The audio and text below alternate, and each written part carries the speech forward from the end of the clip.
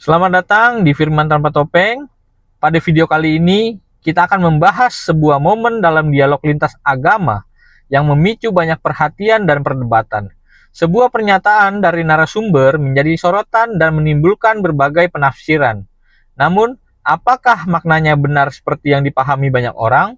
Ataukah ada konteks yang sering diabaikan? Saksikan video ini hingga selesai. Dengarkan setiap argumen secara utuh dan nilai sendiri berdasarkan fakta yang disampaikan. Mari kita saksikan. Ungkapan di dalam Al-Quran bahwa Tuhan itu satu. Iya, saya akan jawab Bang ya. Silakan. Cuman kata Tuhan itu harus ditela dulu Bang. Halo? Iya, saya dengar. Coba, ada nggak kata ketahuilah Tuhan itu satu gitu? Ada nggak? 13 tahun saya baca Al-Quran nggak ada kalimat seperti itu. Di dalam Alkitab juga tidak ada kata-kata Tuhan itu satu. Yang ada itu Yahweh itu Esa, ada itu. Di sini Bang, maksudnya kata Gimana? Tuhan Silakan. itu berasal dari bahasa apa? Kata Tuhan yang kita Kata maksud Tuhan di sini, ya, Bang, kata Tuhan yang kita maksud di berasal dari sini bahasa apa Bang? berasal dari bahasa Indonesia kata Tuhan itu. Yang artinya Abang sama tahu dengan nggak bahasa, Tuhan. kata Tuhan itu bahasa apa? Bahasa Indonesia, Bang. Salah Bang. Terus Itu bahasa yang apa? kamu keliru di situ. Terus Tuhan itu bahasa apa? Tuhan itu bahasa Sanskerta Bang.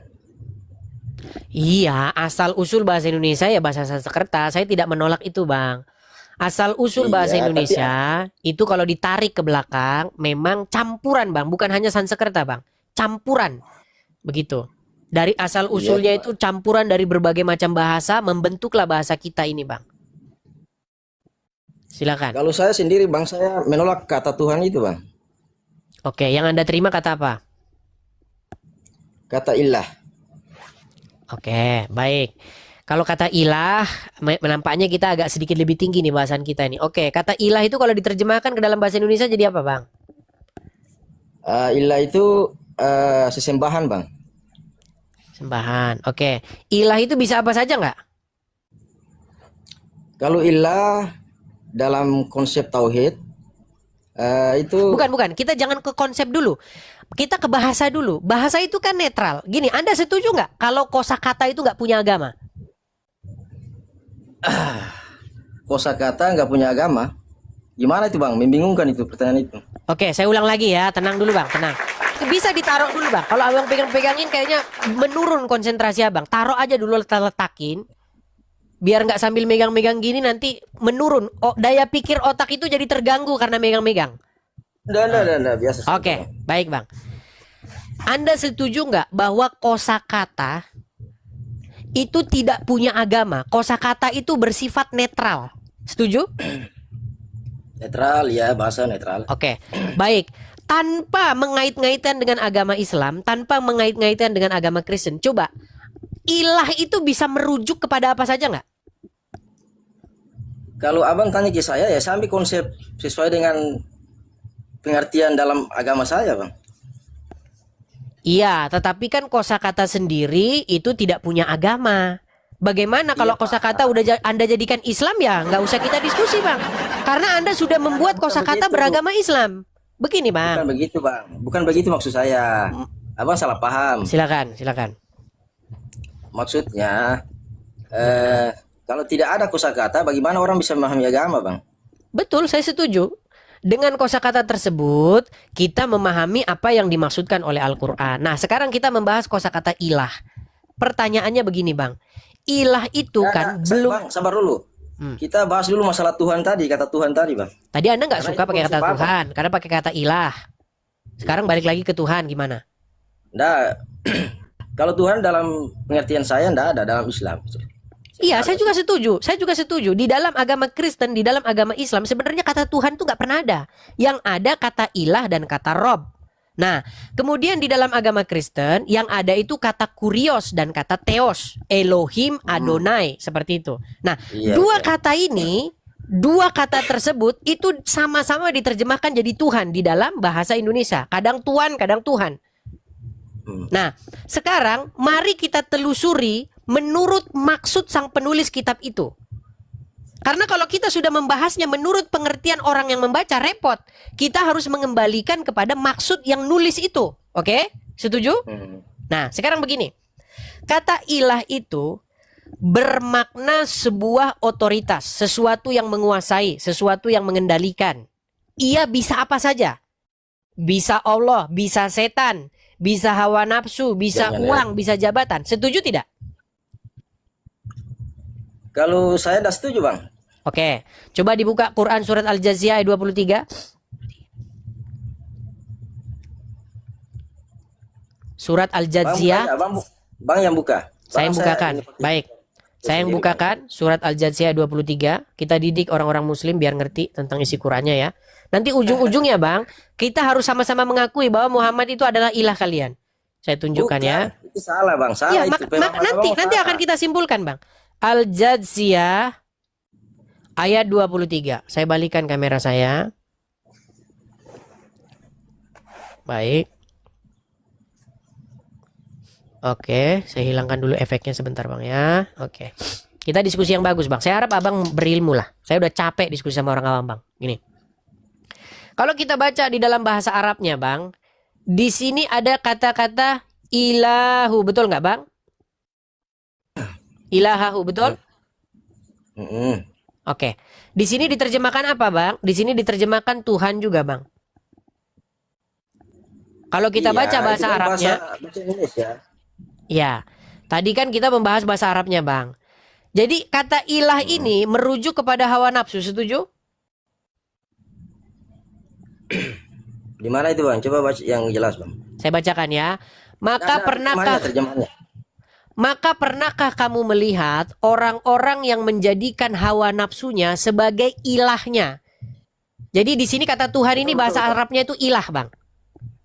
Anda cek, Iya, saya tahu itu ya. Terus nih, kalau kita lihat Latinnya, Bang ya, kelihatan, Bang?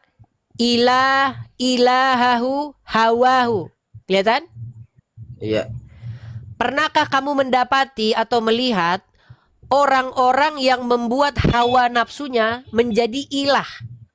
Betul. Oke, kata ilah di sini bisa merujuk kepada hawa nafsu, setuju? Ya. Oke. Konsep itu sesuai artinya ya, betul. Baik. Lanjut. Jadi Bang, ilah artinya sesuatu otoritas yang mengendalikan, yang merajai, yang memerintah, yang mengontrol sesuatu. Ketika seseorang dikuasai oleh hawa nafsunya, dikontrol oleh hawa nafsunya, dikendalikan oleh hawa nafsunya, ditaklukkan oleh hawa nafsunya, maka hawa nafsu itu menjadi ilah bagi dia. Setuju? Setuju, betul lah. Nah, lanjut. Maka yang saya tanyakan kepada Anda, betulkah kata ilah itu bisa merujuk kepada apapun juga? Bisa merujuk kepada pohon, bisa merujuk kepada duit, bisa merujuk kepada jabatan, kepada hawa nafsu, kepada Allah, kepada Udin, kepada Joko. Tergantung apakah sang Udin, sang Joko, sang jabatan, uang tersebut menguasai diri Anda atau tidak. Ketika sesuatu itu menguasai diri Anda, mengendalikan diri Anda, maka itu jadi ilah bagi Anda. Setuju? Iya, betul Bang. Lanjut. Baik, di sini kita sepakat. Saya balik dulu kamera saya lagi. Biar kita diskusinya berbobot, Bang, ya. Saya balik dulu kamera saya.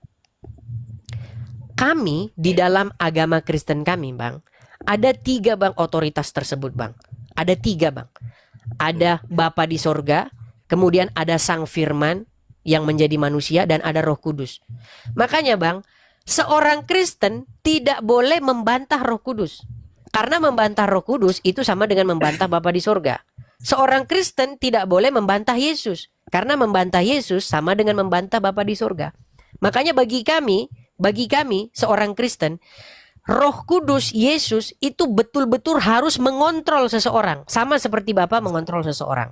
Jadi kalau kita bicara 3 ya, ada 3 di sini, ilah di sini. Tetapi ketiganya itu satu. Pertanyaan saya kepada Anda. Ini Bang, biar Anda mengakui bahwa Muhammad itu bagi Anda ilah. Begini Bang.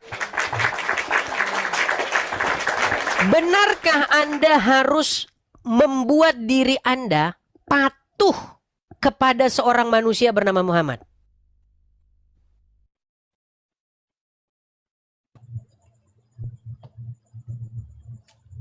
Halo? Ya. Tadi Sekali lagi saya ulang Bang ya. Saya ulang lagi. Benarkah benarkah Anda membuat Muhammad menjadi seseorang yang harus Anda taati, Anda dengar, tidak boleh Anda bantah? Benar atau salah itu? Benar. Ya sudah Bang, Muhammad itu ilahmu, gimana? Salah Bang, salah. Itu salah, konsepnya salah Bang. Silakan. Jadi gini Bang, yang dimaksud dalam ilah dalam akidah Islam, kan dalam kalimat syahadat itu ada penetapan, ya kan? Boleh saya bicara Bang? Bukan itu Bang poinnya, Abang nggak nangkep dengan yang saya bicarakan. Gini loh Bang, kita jangan bicara konsep Bang. Kalau kita bicara konsep, kita nanti membahas dogma. Yang kita bahas adalah pengertian kosakata. Itu bersifat netral Bang. Kosakatanya ya jelas Bang, tapi di situ ada yang ditetapkan sebagai satu ilah saja Bang, yang berhak disembah tadi. Saya tidak tanya ilah yang berhak disembah Bang. Saya tanya bagi Anda itu Muhammad itu suatu otoritas atau tidak yang wajib kepadanya Anda takluk, wajib kepadanya Anda taat, wajib kepadanya Anda mendengar, tidak boleh Anda membantahnya. Iya, benar. Ya benar, sudah, Bang. itu menurut kaidah bahasa, Muhammad itu menjadi ilahmu. Bukan untuk disembah Bang, beda. Bukan untuk diibadahi, disembah beda Bang. Saya tanya sebagai- bukan untuk disembah Bang. Saya tanya bagimu Muhammad itu ilah, setuju? Iya, saya sudah benarkan, saya sudah Ya benarkan. sudah. Ya sudah. Tapi bukan Artinya, untuk disembah, Bang, ntar dulu saya dulu. Aduh, Silakan, tadi- silakan. Silakan. Jadi beda Bang, beda ilah yang disembah dan beda ilah yang ditaati Bang. Oke, jadi Anda sudah mengakui bahwa Muhammad itu ilahmu? Ilah yang bukan disembah Bang.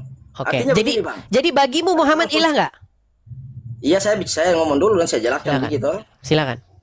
Tadi kan Abang jelaskan bahwa ilah itu bisa jadi dalam hal apa saja, misalkan syaitan bisa jadi ilah, siapapun bisa jadi ilah. Tapi dalam konsep kita umat berakidah Islam, ilah yang kita tetapkan sebagai sesembahan dan yang diibadahi itu cuma Allah. Itu Sudah? bedanya di situ Bang. Oke, nanti akan saya bahas di situ, Bang.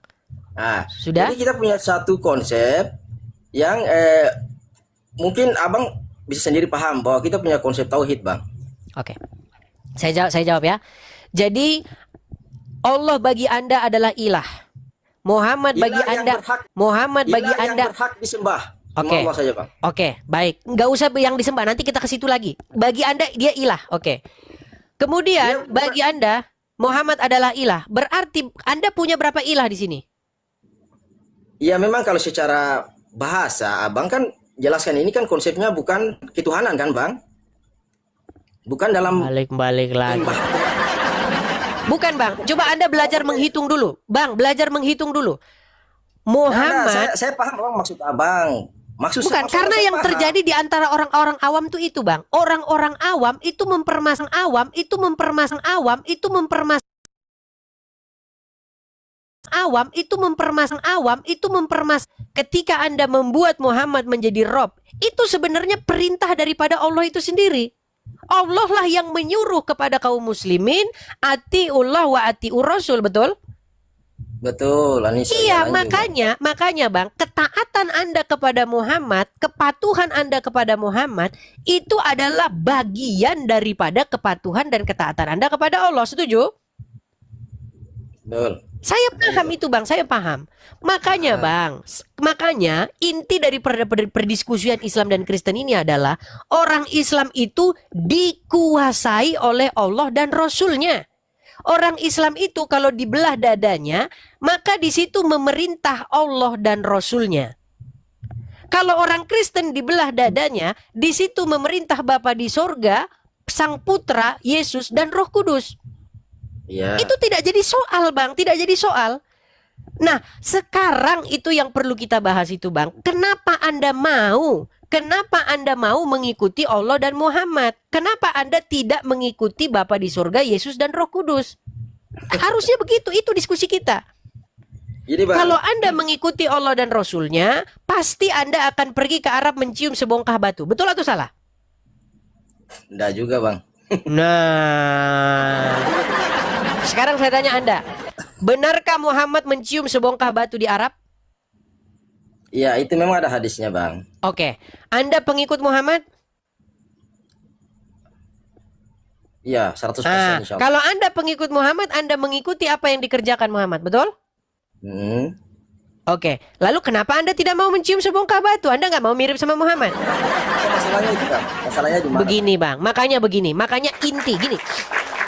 13 tahun, perhatikan Bang. 13 tahun lamanya saya diskusi, sebenarnya intinya itu udah dapat. Islam adalah agama yang membuat manusia-manusia segambar dan serupa dengan Muhammad. Makanya orang Islam meneladani Muhammad, mirip sama Muhammad kelakuannya. Apa itu kelakuannya? Ya Anda tahu sendiri lah. Gimana masa Anda nggak tahu kelakuannya seperti apa? Nih sekarang Bang, tenang. Saja itu, Bang. Yang kedua, menjadi Kristen adalah membuat orang-orang segambar dan serupa dengan pribadi Yesus. Makanya orang Kristen meneladani Yesus. Makanya Bang, orang Kristen yang sejati mirip, tenang Bang, biar nanti Anda gantian. Orang Kristen yang sejati mirip sama Yesus. Orang Islam yang sejati mirip sama Muhammad. Nah, yang mau saya beritakan kepada Anda Bang, manusia yang sejatinya kita kalau mau kembali kepada fitrahnya, itu harus mirip dengan Yesus Bang, bukan mirip dengan Muhammad. Karena Yesus dikatakan Adam yang kedua, yang tidak jatuh dalam dosa. Adam yang pertama Bang. Sebentar Bang, sebentar saya selesaikan. Yang mana Bang? Yesus apa Isa ini? Sebentar, saya selesaikan. Nanti gantian Bang ya, nanti gantian. Gini, dengarkan saya Bang, ini penting. Biar kita nggak debat kusir. Kayak komal-komal yang lainnya yang debat kusir nggak karuan. Gini, dengarkan ya, gini. Pertama Bang, Adam yang pertama itu gagal. Dia jatuh kepada dosa. Dia memberontak. Dia melakukan pemberontakan kepada Bapa di surga. Kemudian ada Adam yang kedua. Adam yang kedua ini berhasil. Dia tidak jatuh kepada dosa. Dia berhasil sampai pada matinya. Makanya dia sempurna Bang. Nah makanya di dalam Alkitab dikatakan hendaklah engkau sempurna. Nah kalau kami tidak sempurna, kami jatuh bangun dalam dosa, maka ada Yesus sang penyelamat kami. Yesus sebagai juru selamat kami. Dialah yang menyempurnakan Bang. Berarti bebas bikin dosa Bang. Nah ini pertanyaan bagus nih. Berarti bebas dong bikin dosa. Pertanyaan bagus. Begini Bang, begini. Itu sudah dijawab oleh Rasul Paulus. Begini. Bukankah engkau telah dibayar lunas, bukan dengan emas, bukan dengan perak, kata Rasul Petrus ya, bukan dengan emas, bukan dengan perak, tetapi darah yang mahal. Nah, barang siapa sudah dibayar oleh Yesus, ditebus oleh Yesus, dia punya siapa sekarang? Punya Yesus. Barang siapa milik Yesus, kepunyaan Yesus, dia melakukan apa yang Yesus suruh. Bagaimana mungkin Anda berkata, berarti kita bebas bikin dosa? Seseorang, dengar Bang, seseorang yang menjadi kepunyaan Yesus, dia adalah milik Yesus. Seseorang yang milik Yesus, maka dia itu bukan miliknya lagi. Bagaimana mungkin Anda katakan bahwa dirinya bebas bikin dosa, seolah-olah dia bukan kepunyaan Yesus? Begitu Bang, itu jawaban simpelnya. Nah sekarang Bang, kembali lagi ke ini. Habis itu Anda bicara, Anda giliran bicara. Makanya Bang, makanya Bang di dalam Alkitab, Yesus itu adalah gambaran Israel yang menggantikan Israel yang gagal. Jadi Israel itu digambarkan sebagai lambang manusia Bang. Mereka jatuh ke dalam dosa, jatuh kepada pemberontakan. Makanya Bang sekarang sudah dikasih tahu Bang, sampel manusia yang sejati. Adam yang kedua Bang, yang sejati, yaitu Yesus. Makanya Bang, kalau mau jadi manusia yang benar, itu mencontoh Yesus Bang, bukan mencontoh Muhammad. Nah silakan, Anda terangkan dulu apa yang dimaksud dengan agama Islam. Silakan. Jadi gini Bang, Silakan. Abang ini sebenarnya mentuhankan siapa ya? Maksudnya yang hak sebagai satu-satunya ilah itu siapa? Yesus, Roh Kudus, atau Allah Bapa? Makanya kita udah ngomong panjang lebar segala macam, mereka nggak nangkep juga. Penetapan Bang, harus ada satu penetapan saya Bang. Berat. Susah.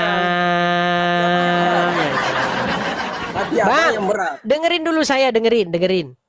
Anda ngerti nggak sih menuhankan itu apa? Mengilahkan, menuhankan itu apa? Penetapan Bang, harus ada satu di antara tiga itu, harus ada satu yang menjadi satu-satunya yang Itu hak sudah dijawab oleh Rasul Rasul Paulus.